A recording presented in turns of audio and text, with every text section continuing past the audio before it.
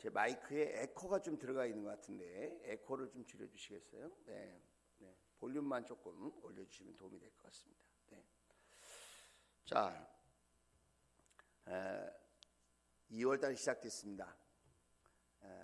첫 주를 맞이하였는데 2월 한 달도 하나님께서 저와 여러분의 모든 삶에 함께 하셔서 하나님께는 영광이 되고 우리에게는 놀라운 은혜와 축복이 넘치는 그런 은혜의 한 달이 될 수 있기를 주의 이름으로 축원을 드립니다.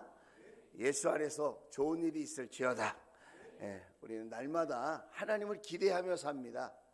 세상과 나 자신은 큰 변화가 없는 것 같지만 그러나 우리 하나님은 전능하셔서 우리의 모든 기도 제목에 지금도 역사하실 수 있는 유일한 분이 되시는 줄로 믿습니다.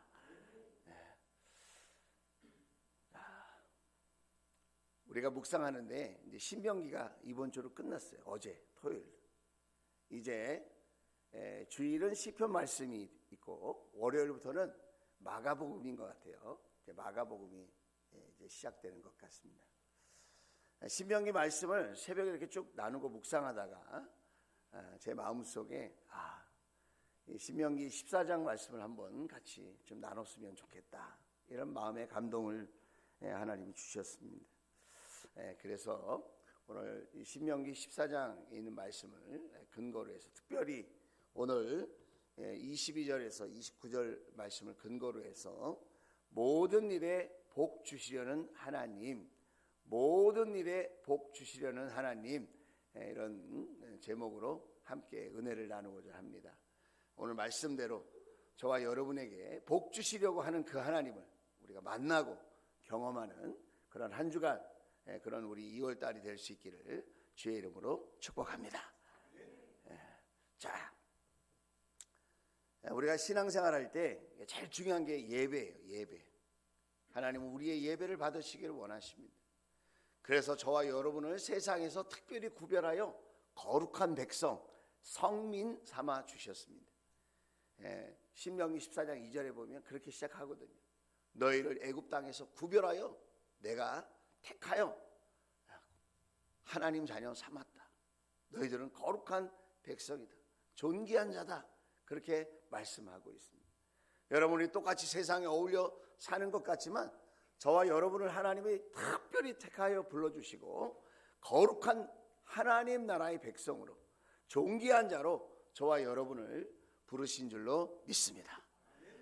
그래서 하나님이 저와 여러분에게 요구하시는 것이 무엇이냐면 구별된 삶이에요. 너희가 세상에 살지만 너희는 거룩한 백성이다. 존귀한 나의 자녀들이다. 이스라엘 백성들에게 적용하면 너희들이 가나안 땅에 들어갈 건데 그 가나안 땅에 사는 사람들은 그들의 생활 방식이 있고 문화가 있다. 우상에 근거한 세상에 속한 방식으로 살고 있는데 너희들은 나를 섬기는 자로 예배하는 자로 거룩히 구별하여 살면 좋겠다. 그러면 네가 하는 모든 일에 내가 복을 주겠다. 할렐루야. 복은 세상이 주는 게 아니라 하나님이 주시는 겁니다. 한번 따라서 합시다. 복은 하나님이 주시는 것입니다. 그렇죠. 복은 하나님이 주셔야 돼요. 노력 안 하고 사는 사람이 누가 있습니까? 다 노력하며 애쓰며 삽니다, 여러분. 하나님께서는 저와 여러분을 복 주시려고 부르셨어요. 믿으시면 아멘. 그래서 우리의 인생의 승부는 세상에서 나는 것이 아니라 하나님과의 관계에서 난다. 우리는 그렇게 생각 안 하죠. 세상과 싸우고 나 자신과 뭔가 결판을 내가지고 내가 복 받고 잘 살아야지.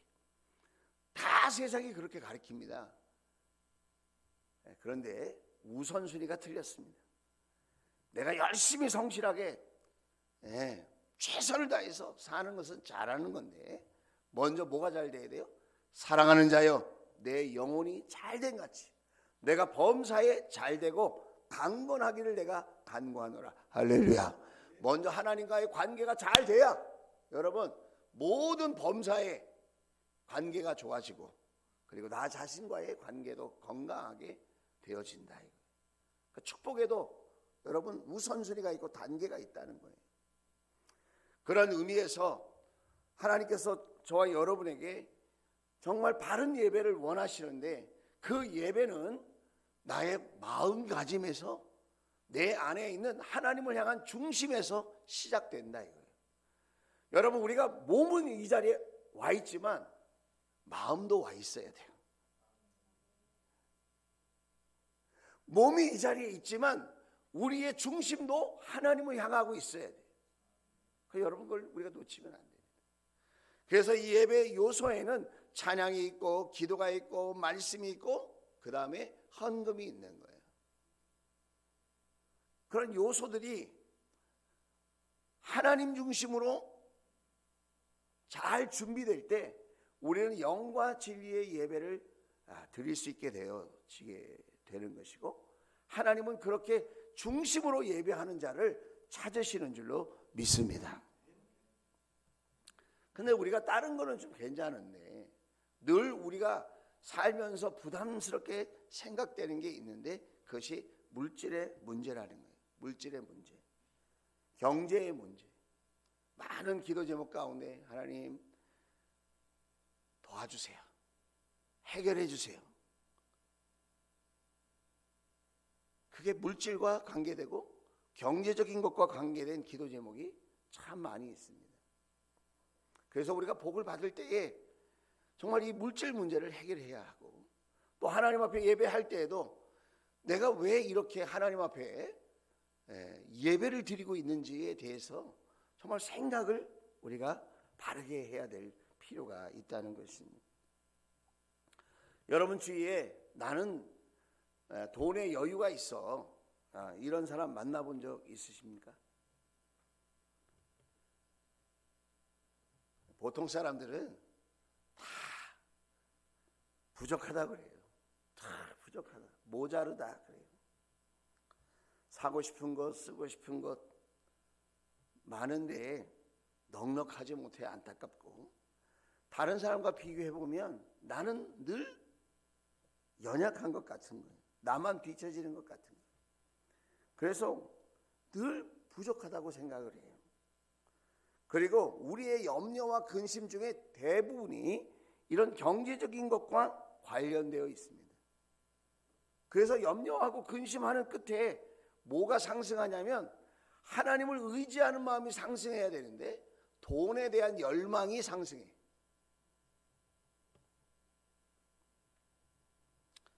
그런데 하나님은 저와 여러분에게 이렇게 부족함을 느끼면서 살도록 부르시지 않았다는 것을 우리가 기억해야 합니다.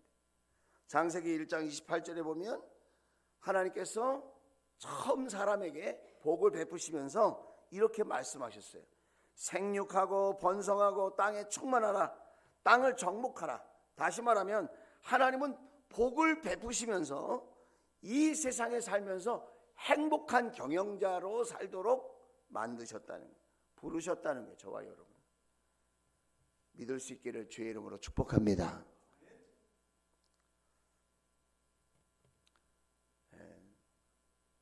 하나님은 우리에게 행복한 경영자로서의 삶을 기대하시는데 우리의 현실은 어떻죠? 늘 부족하다는 거예요. 그런데 부족하지 않다고 말하는 사람이 있어요. 성경에. 그 누구죠? 다윗이 그러죠. 여호와는 나의 목자시니 나는 부족함이 없습니다. 자, 한번 따라서 하겠습니다. 여호와는 나의 목자시니 부족함이 없어라. 할렐루야. 아니 어떻게 그런 고백을 할 수 있죠? 그는 물질을 추구하는 삶이 아니라 하나님을 추구하는 삶을 살았다는 거예요. 하나님 안에 물질도 있고 하나님 안에 건강도 있고 하나님 안에 자유도 있고 하나님 안에 만족도 있고 하나님 안에 모든 것이 있다. 할렐루야. 그걸 깨달았다는 거예요. 깨달았다. 성경에 하나님이 부자가 되게 해주겠다 이런 말 본 적 있어요? 여러분, 하나님은 부자가 되기를 축복하시는 게 아니고 하나님은 부족함이 없는 풍요한 자가 되기를 원한다. 풍요한 자, 부요한 자. 이게 무슨 차이가 있죠? 돈만 있는 사람이 아니라 모든 것에 부요한 사람이 되도록 저와 여러분을 하나님 부르셨다는 거예요. 할렐루야. 박세익 대표라는 사람이 있습니다. 박세익. 그 사람은 채슬리 투자 자문 대표라고 해요. 주식 투자를 하는데 별명이 있어요. 동학 개미의 스승이다. 저는 잘 모르겠는데 꽤 유명한 사람인 것 같아요. 이분이 새롭게 하소서의 간증자로 나와서 이 이야기를 했습니다. 그런데 많은 사람들이 투자 상담을 하러 온다는 거예요. 많은 사람들이. 그래서 상담을 해보면 그분들이 공통적으로 얘기하는 게 뭐냐면 나는 경제적으로 자유한 사람이 되고 싶다는 거예요. 경제적으로 자유한 사람이 되고 싶다. 나는 돈에 쪼달리고 돈에 매여서 사는 인생이 아니라 나는 부자가 되어서 경제적으로 더 이상 근심 걱정 없는 자유한 사람이 되고 싶다. 그렇게 얘기를 대부분이 많이 한다는 거예요. 여러분도 들어보셨나요? 경제적 자유. 그런데 이런 질문을 해요. 500억이 주어지면 뭘 하겠냐?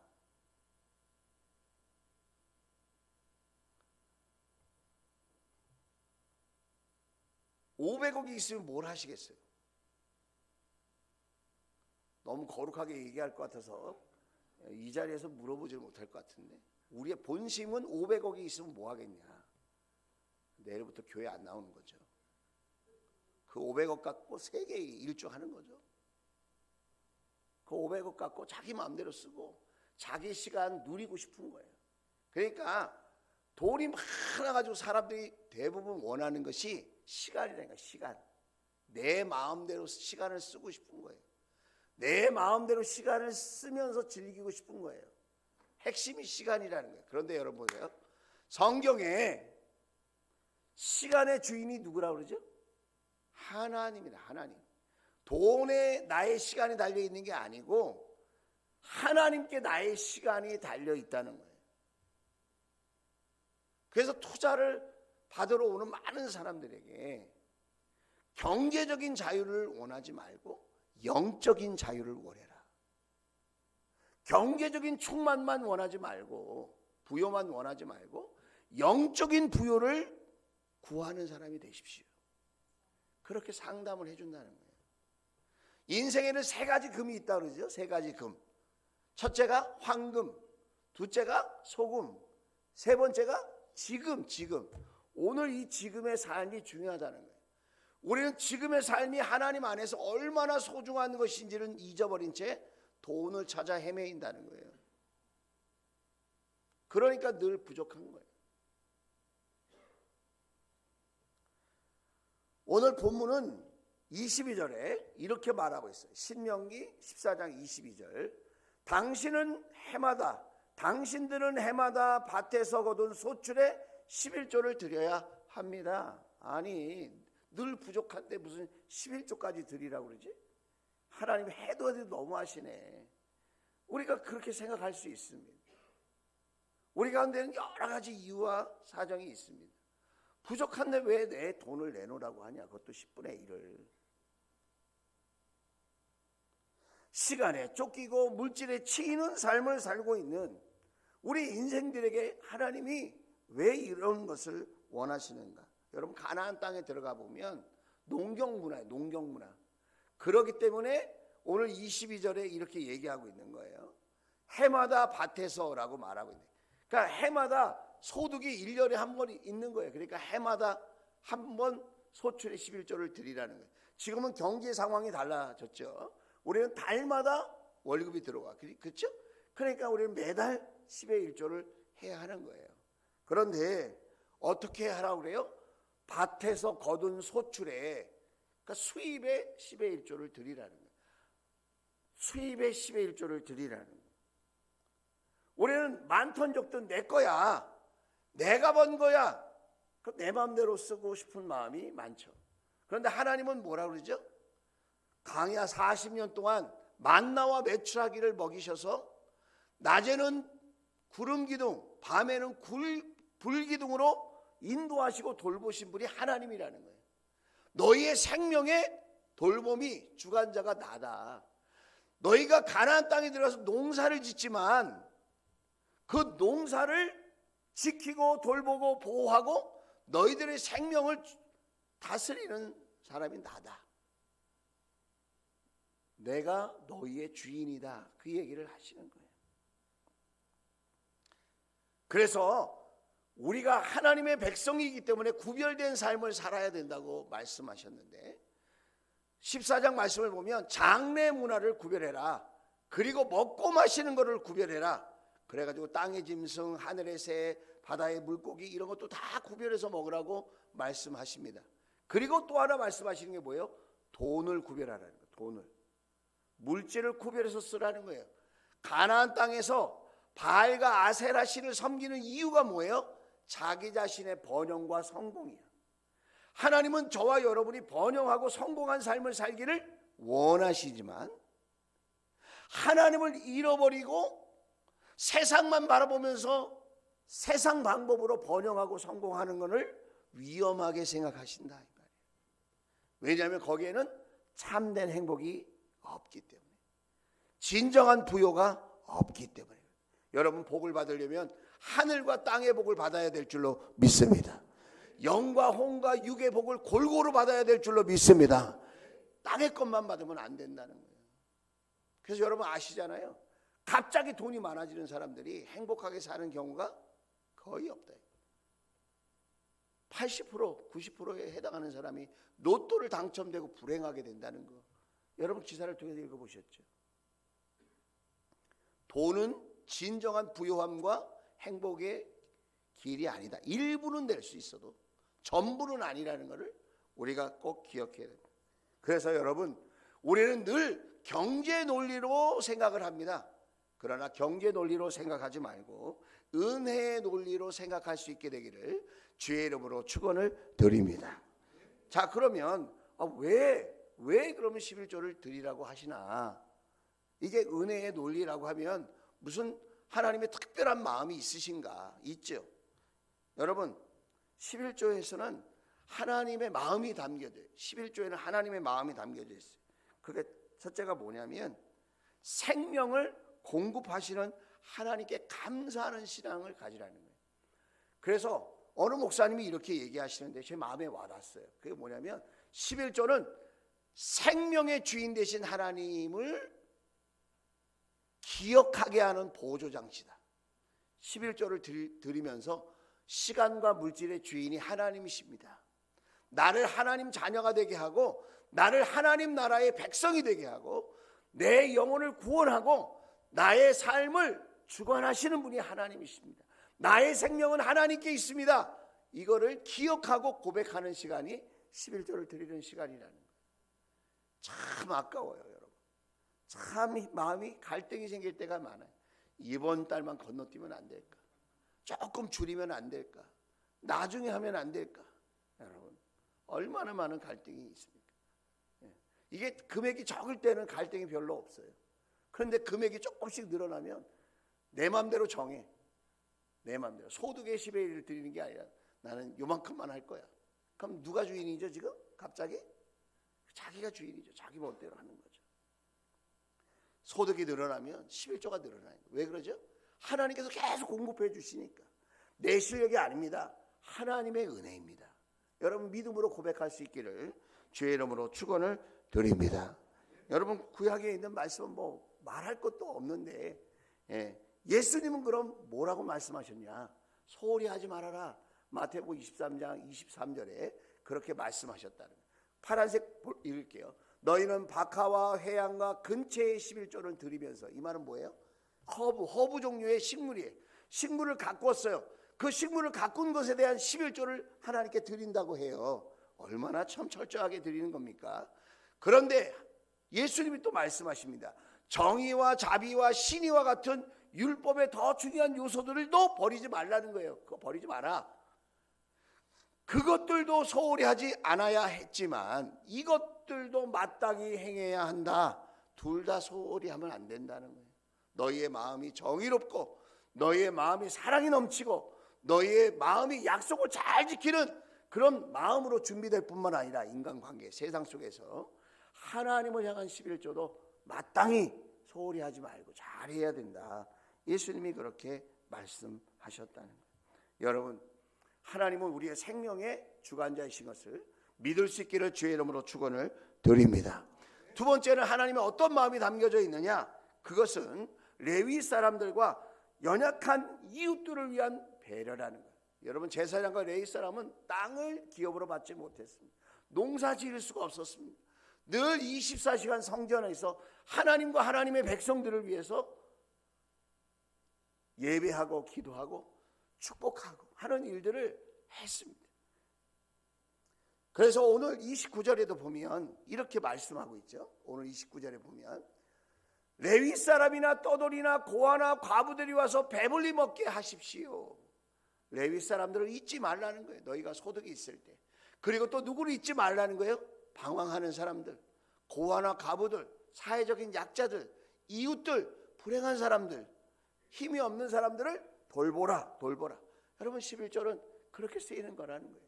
하나님의 사랑의 마음, 긍휼의 마음이 11조에 달려 있다는 거예요.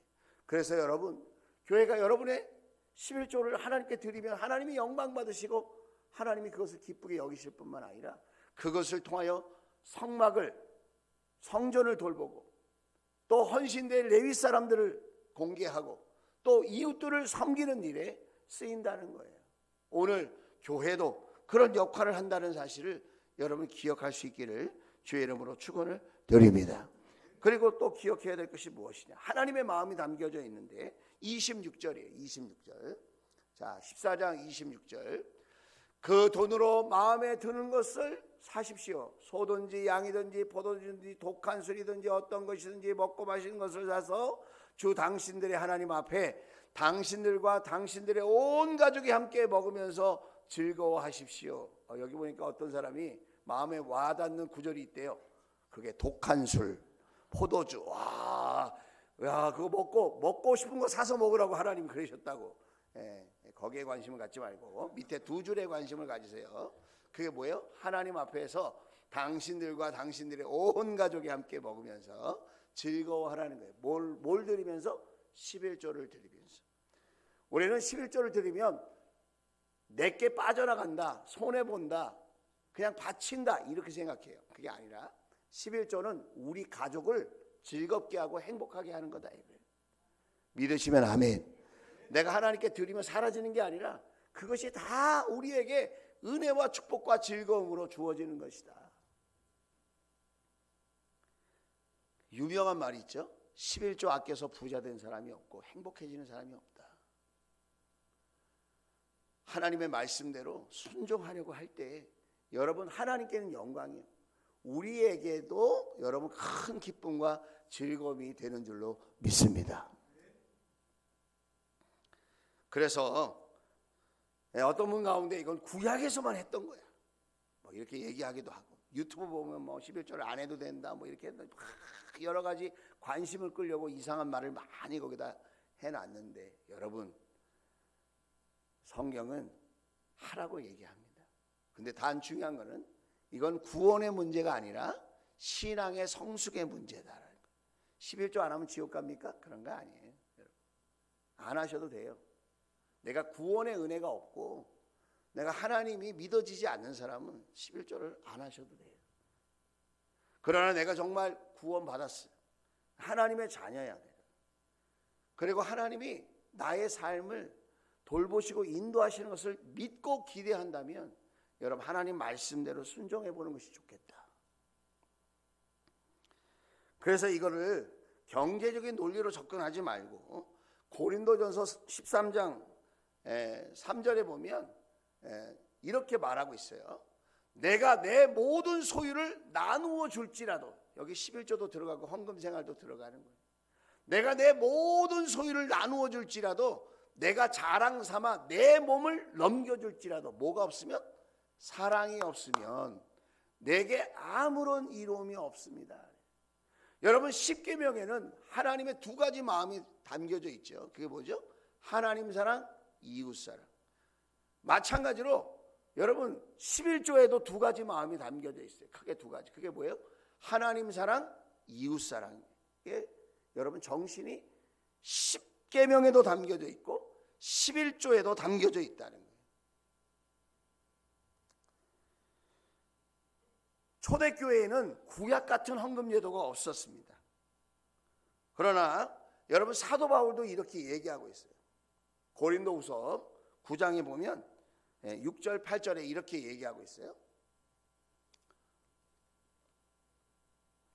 뭐라고 얘기하고 있냐면, 적게 심은 사람은 적게 거두고 많이 심는 사람은 많이 거둡니다. 7절. 각자 마음에 정한 대로 해야 하고 아까워하면서 내거나 마지못해서 하는 일이 없어야 합니다. 하나님께서는 기쁜 마음으로 내는 사람을 사랑하십니다. 8절. 하나님께서는 여러분에게 온갖 은혜가 넘치게 하실 수 있습니다.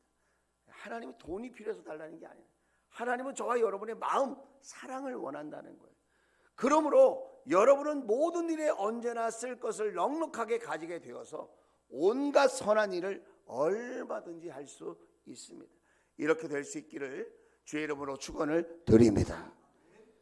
그러면서 10절 11절에 이렇게 말씀하십니다. 같이 읽어볼까요? 시작. 심는 사람에게 심을 씨와 먹을 양식을 공급하여 주시는 하나님께서 여러분에게도 씨를 마련하여 주시고 그것을 여러 갑절로 늘려주시고 여러분의 의의 열매를 증가시켜 주실 것입니다. 내가 사용할 먹을 양식과 내가 받은 것 중에 구별하여 심어야 될 것이 있다. 심을 씨.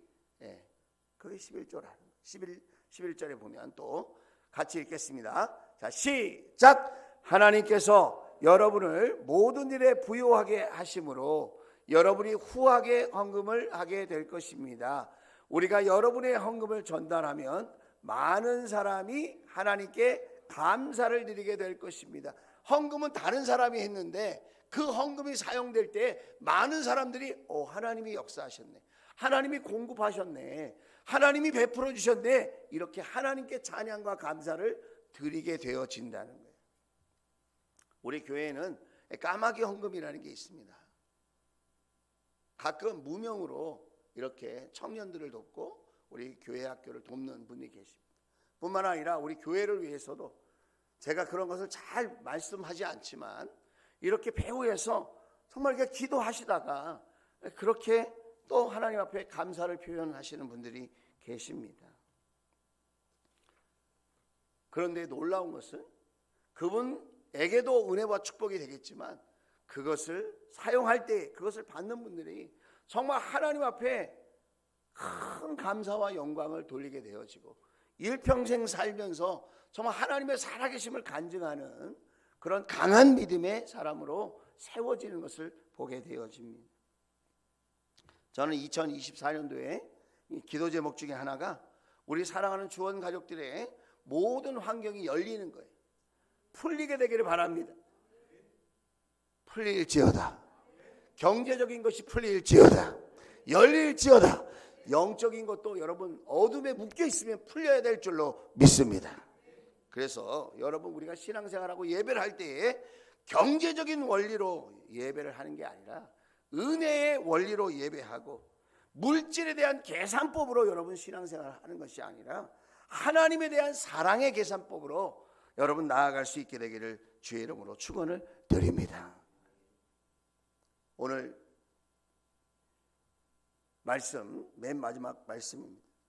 29절 보면 이렇게 말씀하시죠. 당신들이 사는 성 안에 유산도 없고 차지할 몫도 없는 레위 사람이나 떠돌이나 고아나 과부들이 와서 배불리 먹게 하십시오. 그 다음 이 말이 정말 마음에 와닿았어요. 그러면 주 당신들의 하나님은 하나님은 당신들이 경영하는 모든 일에 그랬어요.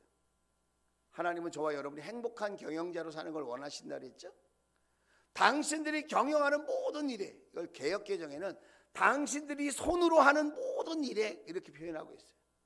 당신들이 손으로 하는 모든 일에 복을 내려 주실 것입니다.